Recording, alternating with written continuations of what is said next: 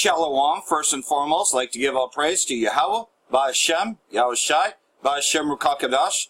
Double honors to the elders and apostles, the great millstone, who are teaching the truth and sincerity, and Shah Jiakim that's out there in four quarters of the earth proclaiming this truth. Bracha the Yahweh, Bracha the Yahushai, Ba'Hashem Rukakadash, Bracha.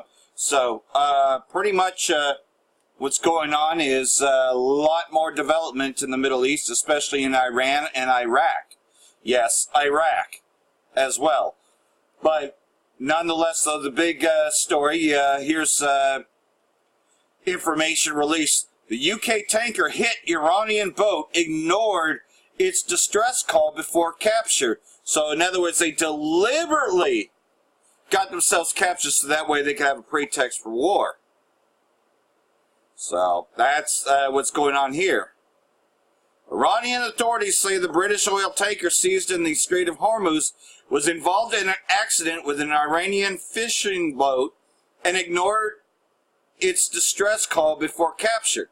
Okay, so that's a pretty good reason to be violated and to be detained, isn't it? Oh, but that's not what they're going to tell you on the mainstream. No, they're going to call Iran Revolutionary Republican Guards as terrorists, just like they used to with Iraq. The Iranian authorities say the British... Oh, okay, I already read that. Alan Morad Afapur, head of Ports Maritime Organization in the southern Hormona province, said on Saturday that the 30,000-ton UK-flagged Steno Impero tanker had collided with the fishing boat on its route, and according to law, after an accident, it is necessary that the causes are investigated. Again, sideswipe a fishing boat. Following the collision, those on board the fishing boat contacted the British vessel, but didn't receive any response, so they just ignored him. So they informed the Hormona Maritime Organization according to the legal procedures, he added. So in other words, the UK didn't care that they had just hit someone. It's kind of like a hit and run. Afapur also noted that the tanker had been taken to Bandar Abbas port, where it and its crew will remain while a probe is carried out into the British vessel's conduct. In other words, this is a serious charge. The tanker was not carrying any cargo, he said, adding the crew members of the ship may be interviewed on technical matters. The investigation into the cause of the accident has been started today. He said all its 23 crew members will remain on the ship until the probe is over. If necessary and at the request of judicial authorities, the crew may be summoned for technical and specialist interviews, Afapur added. So, again, it wasn't just some sort of peaceful mission there. No, they hit somebody. I wish that a lot more people would be fucking investigated, because you know how many fucking goddamn accidents are? Because these dumb fucking goddamn red Hebrew Edomites can't drive worth the fucking fuck. A lot of hit and runs go on, but fucking pigs are never around. No, they're too busy with the homeless. And of course, sucking on them fucking donuts and coffee. Not that I expect any justice in this piece of shit called America. Iran's Islamic Revolution Guard Corps pounded Steno Impero on Friday when it was passing through the Strait of Hormuz en route to Saudi Arabia for failing to respect international maritime laws. So again, that's what happened, and I definitely believe this to be true. I don't believe anything that the U.S. government has to say, or the UK government, aka the beast. And follow up, this one from Zero Hedge. Iran releases first footage of seized oil tanker. And so we'll see if I can get this to play.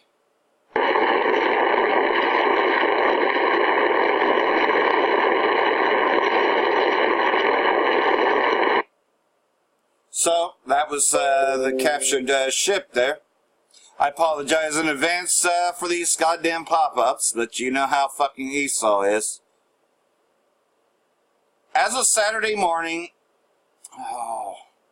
soon after the vessel was approached by an unidentified small naval craft and a helicopter during her visit of the Strait of Hormuz in international waters, the vessel suddenly devastated from her passage to Jubal and headed north towards Iran, the company said in a statement. Iran's national IRNA quoted an Iranian maritime official as saying there are 18 Indian and 5 crew members from Russia, Philippines, Latvia, and other countries on board of Stena Imperial. The captain is Indian, but the tanker is UK flagged. So there's even more to this. So in other words, you don't even got British on there. But just have a flag going, you know. See how they try to make it an international incident, and it really isn't? As of Saturday morning, Indian government officials have contacted India, is in contact with Tehran to secure the release of the majority Indian crew. Meanwhile, the second foreign vessel, which was captured on Friday, Liberian-flagged UK-owned tanker Medstar, which that's the big one that's getting all the talks, was reportedly released after being briefly boarded by Iran's military. Okay, so that's already, we're already past that, as we detained previously.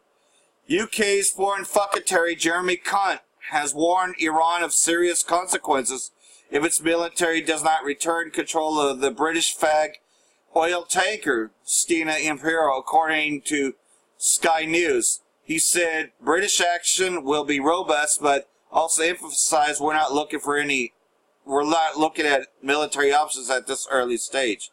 Yeah, right, but you just made a threat, but you don't want to back it. That's funny, you know. More provocation of war. UK warns robust response coming if Iran doesn't release tanker as U.S. jets fly over Gulf. UK Foreign Secretary Jeremy Hunt has warned Iran of serious consequences if its military does not return control of the British flagship tanker Stena Imperial, according to Sky News. He said British action will be robust. Okay, I read that in the other one. Mr. Hunt said, "This is completely unacceptable. Freedom of navigation must be maintained. We are having an emergency meeting." Yeah, but you goddamn fucking pirates seized an Iranian vessel going to Syria. Piece of shit. We are having an emergency meeting of the government's Cobra Committee in a few minutes' time.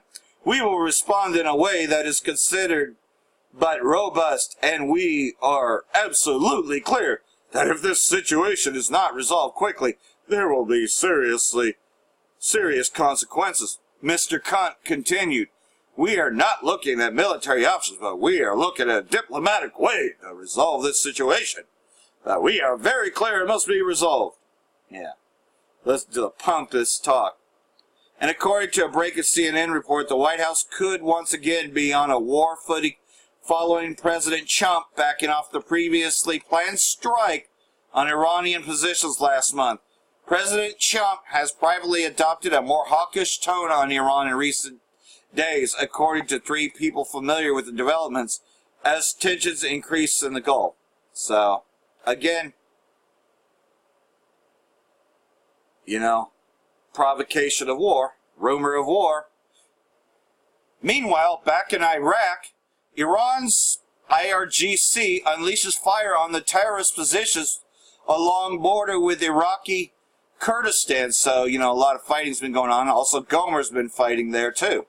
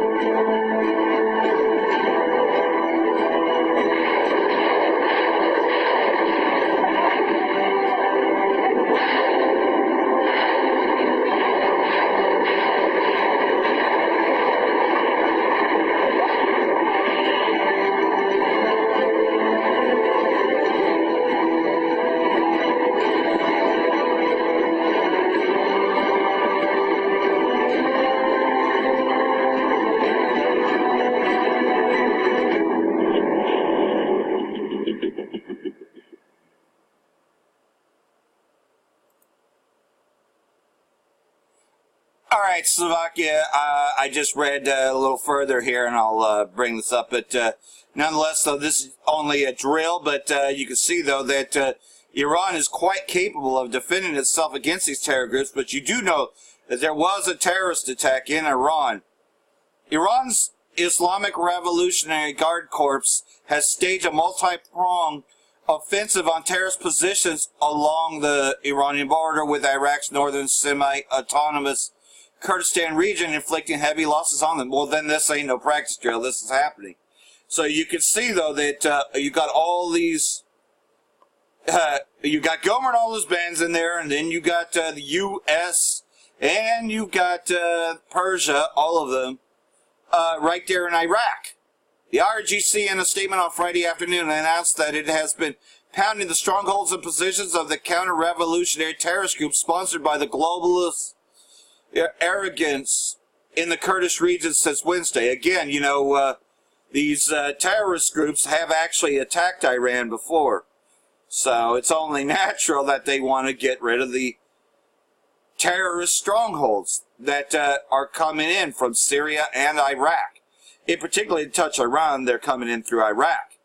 The statement added that the raids came in the wake of a recent deadly terror attack against IRGC members, as well as desperate attempts by the terrorists to undermine the security in some regions of Iran's western and northwestern areas. So yes, you know, it was in direct response to that.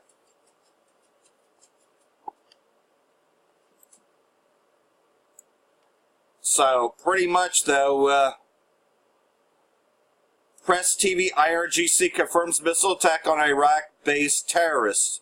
So, again, you know, that these terrorists are supported by the United States. But wait, there's more. And this from Press TV. U.S. mission in Baghdad serves as Mossad, which is Amalek, Daesh headquarters, Iraqi MP. So pretty much, man, even Iraq is telling you that pretty much the United States and Mossad, which is Israeli state, Amalek, is the terror groups, is supporting the Daesh terrorists, which is another name.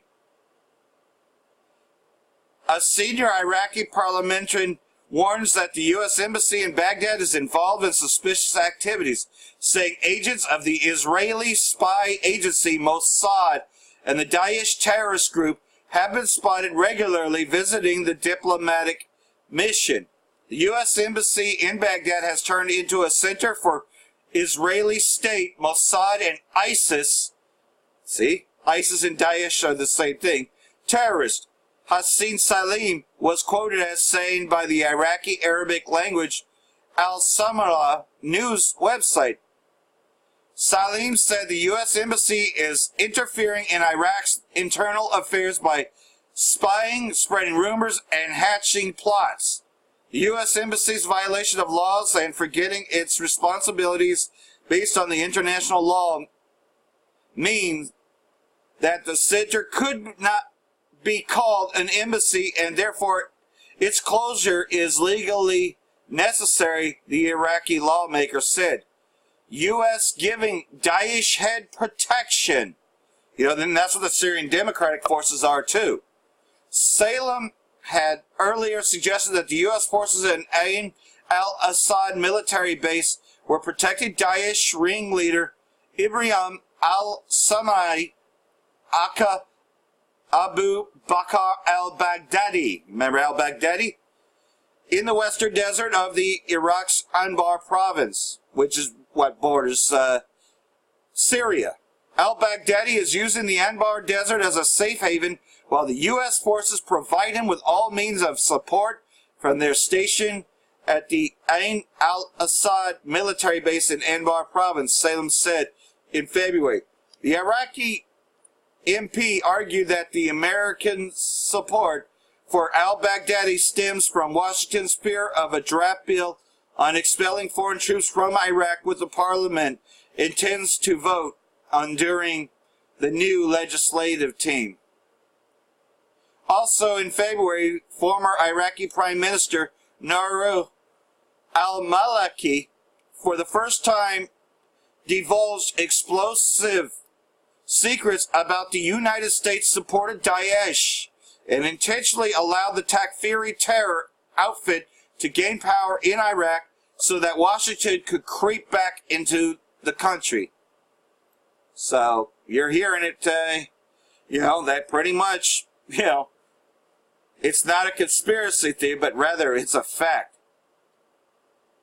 He said that the administration of former President Barack Obama had played a key role in the creation of Daesh by allowing the terrorist group to overrun Iraqi territories. In March, an Iraqi security expert also revealed that the American embassy in Iraq was carrying out suspicious measures, describing the mission as a U.S.-Israeli operations room that sought to destabilize the region. Abbas al-Adal was quoted by the Arabic language Al-Madha News website on saying that the U.S. administration was exerting pressures on Baghdad and killing time to prolong its deployment in Iraq. He said the relocation of terrorists from the town of Bakhuz in eastern Syria to the U.S. bases in Iraq was aimed to stir security tensions in the country and find a pretext for continued deployment of American forces.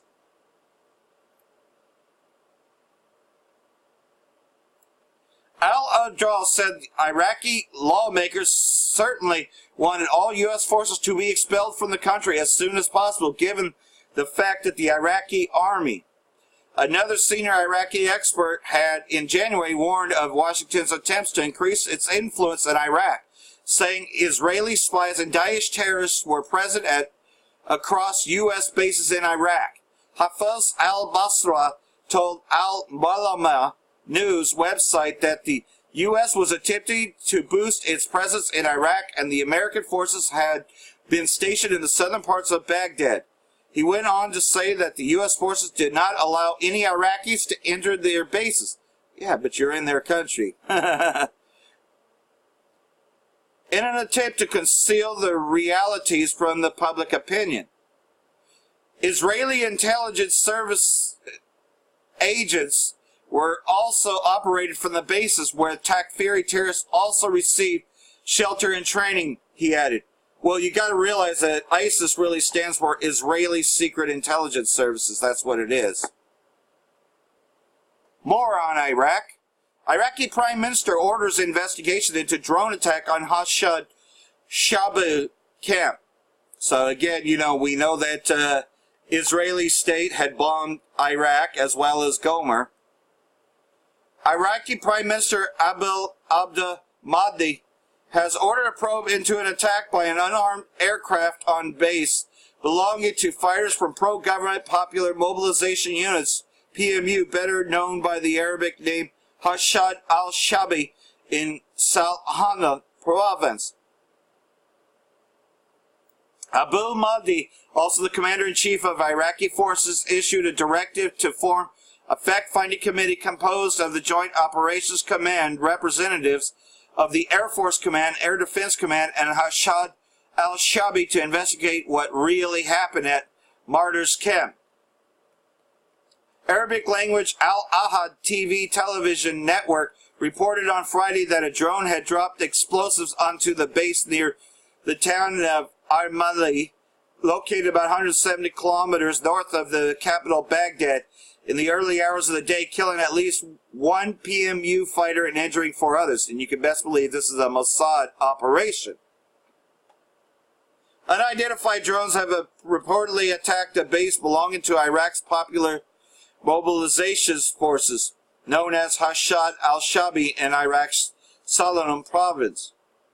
Video footage broadcast by Iraqi channels showed a blaze burning at the site and plumes of the smoke billowing, which, I just forwarded that yesterday. There was no immediate claim of responsibility for the attack, but you can best believe it's a Mossad operation. Because how would Israeli intelligence have it if it wasn't a Mossad operation?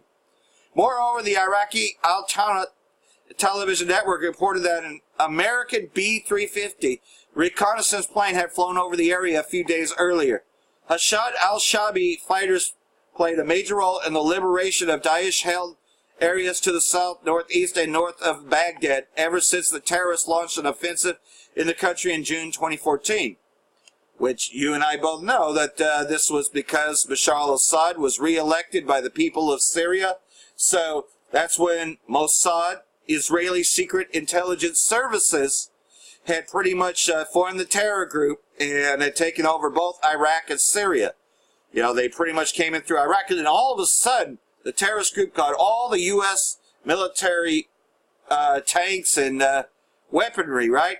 No, man, it was given to them. You know that, and I know that. Because what does the United States do? It protects the terrorists. It creates the terrorists. Iraq has repeatedly condemned allegations of sectarian nature against the voluntary force. The Iraqi parliament on November 26, 2016 approved a law giving full legal status to Mossad al-Shabi fighters. It recognized the PMU as part of the National Armed Forces, placed the volunteer fighters under the command of the Prime Minister, and granted them the right to receive salaries and pensions like the regular army and police forces. You know, Iraq had to form together because the U.S. had created these terrorist groups along with Mossad, so Iraq had to do something. You know, similar to what Syria's doing, Iraq had adapted similar things, you know, that pretty much whoever wants to take up arms and defend Iraq can be a part of Iraq's militia to pretty much restabilize Iraq from these terrorist groups that the United States and its ally, Amalek, supports. Former Iraqi Prime Minister Haid al-Abadi declared the end of military operations against Daesh in the Arab country on December 9, 2017. On July 10, the year he had formally declared victory over Daesh in Mosul. Yeah, and that took a long time to re-establish Mosul, which served as the terrorist main urban stronghold in Iraq. In the run-up to Mosul's liberation, Iraqi army soldiers and Mossad al-Shabi fighters had made sweeping gains against the terrorist group. Iraqi forces took control of eastern Mosul in January 2017 after 100 days of fighting and launched a battle in the west on February 19 last year. Daesh began a terror campaign in Iraq in 2014, overrunning vast swatches and lightning attacks. Meanwhile, back in Yemen, Yemenis launched retaliatory drone attacks on Saudi's airbase.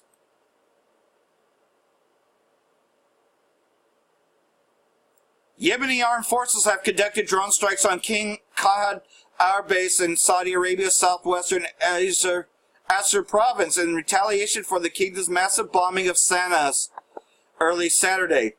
The Al-Mossad TV channel reported that the Yemeni army soldiers and allied fighters from popular committees used Qassam K-2 combat drones to target the airbase near the city of Khamis Mashhad.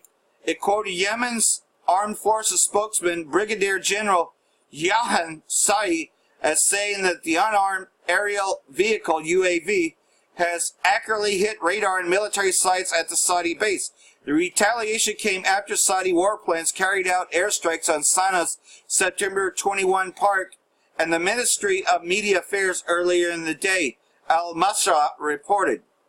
Saudi air raids, it added, it also targeted Farza camp in the Arab district of Sana'a province. Saudi-led coalition spokesman Colonel Turki al-Malaki said warplanes carried out an operation to destroy 5 air defense sites and ballistic missile depots in Sana'a on Saturday morning, the official Saudi press agency reported.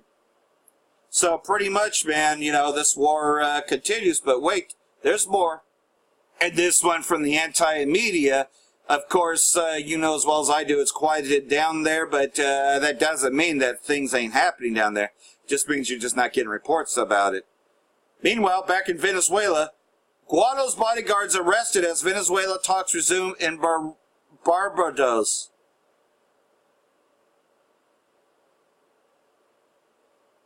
Three men linked to self-declared interim President Juan Guaido were arrested on Friday while allegedly selling weapons stolen during the failed April 30 attempt, you know.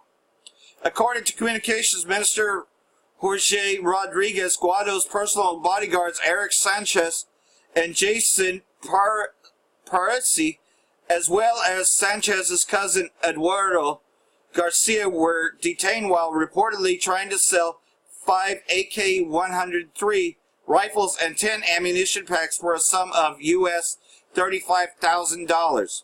The rifles' serial numbers allegedly matched those stolen from the Bolivarian National Guard's posts in Caracas Federal Legislative Palace, where the National Assembly sits. Apart from catching the men in possession of the weapons, the government also claims to have accumulated overwhelming video and audio evidence against them since April. How many more articles of the Constitution does Guaido's team look to violate? Why are they always linked to violent deeds with arms? We need to play clean. Don't try to cover these operations up, Rodriguez said during a press conference. The arrests were announced as the government and opposition are engaged in Norway-mediated dialogue in Barbados, with both Maduro and Guaido's delegations returning to the island on Monday for a new round of talks. No details of the discussions have been disclosed, with Associated Press reporting that the topic of election is reportedly being left for last. These criminals are sitting at the dialogue table on one hand and continue violent acts on the other, Rodriguez went on to state on Saturday. National Assembly President Juan Guaido, led by a failed military uprising on April 30, which saw hardline opposition leader Leopoldo Lopez released from house arrest to join him and a handful of soldiers in the Autonomous District of East Caracas. The putsch failed after it became apparent that the rest of the armed forces remained loyal to the Maduro government, and a march led by Guaido was stopped from reaching the center of Caracas.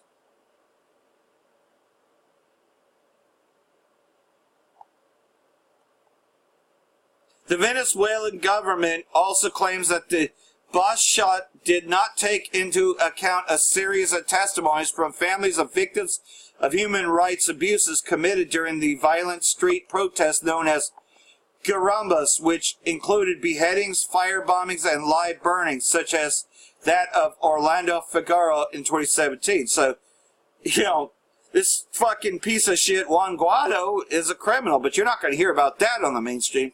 No, of course not. You're only going to hear about how bad Maduro is. But, that's just it. No, that's why we look at the alternative media, because we are not going to get it from the so-called mainstream.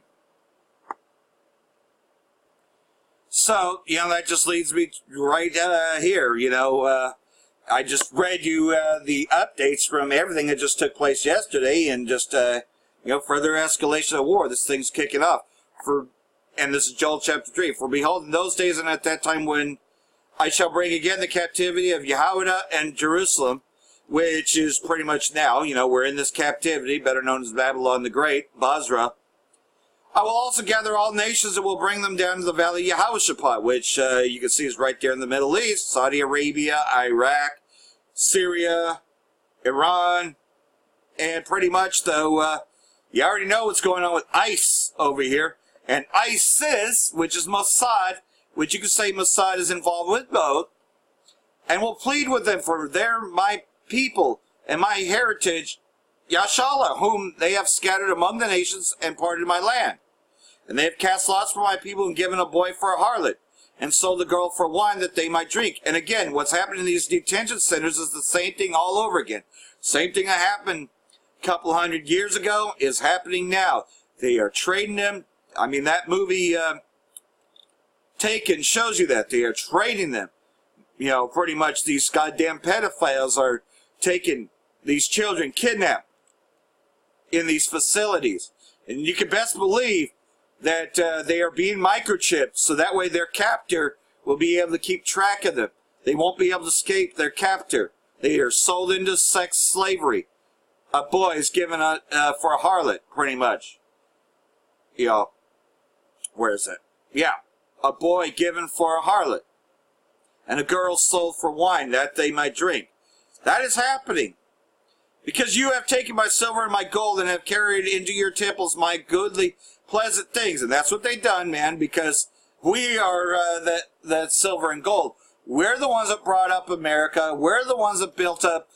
You could even say that land that doesn't belong to them, man. You could best believe that they had Israelite slaves to build that up. Absolutely they did. You know, that wall of Jerusalem, those bastards dwelling in Ashdod. You can best believe that, because again, who are the main slaves and who are the ones that have built everything up? Everything that this place is stand upon is upon the slavery of us Jakes. And who works the hardest, What does the term Issachar means? It means hard worker. Well, who works harder, man? I mean, I go into lots of places, and the ones working the hardest are Issachar. And the other Latin tribes as well. These goddamn Edomites can't fucking handle shit, man. The children also of Yehudah and the children of Jerusalem have you sold unto the Grecians, that they might remove them far from their border. And that's what's happening now, as it happened a couple hundred years ago, it's happening now, man. With these detention centers, these FEMA camps, set up by ICE. And then you have ISIS as well, wreaking havoc in Syria and Iraq. Behold, I will raise them out of the place whither you have sold them, and will return your recompense upon your head. And I will sell your daughters and your sons into the hands of the children of Yehudah, and they shall sell them to the Sabians, to a people far off, for the Most High hath spoken it. Claim this among the Gentiles, prepare war, wake up the mighty men, let all the men of war draw near, let them come up. And that's what's happening now. And you can see it, though.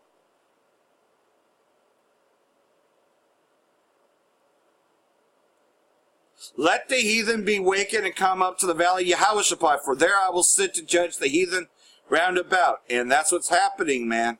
This valley of decision is where it's happening. Multitudes. You've seen all kinds of militias in this valley of decision. The day of Yahweh Ba'Shem Yahushai is near in the valley of decision. And again, this is where it will finally end. This thing will go nuclear, because you got Magog there as well. But also, these are the weapons of the Most High's indignation. And the people of Edom, the red Hebrew Edomites, he hath indignation for forever. But also 2/3 will be cut off in that day. So I hope all this has been edifying, and like always, man, just keep on paying attention to what's going on here. And I hope this has been edifying. For that, I want to say Shalom. Barak the Yahweh, Ba'Shem, Yahushai, Ba'Shem Rakakadash, Wa Abba Babal. Barakatum to the hopeful elect.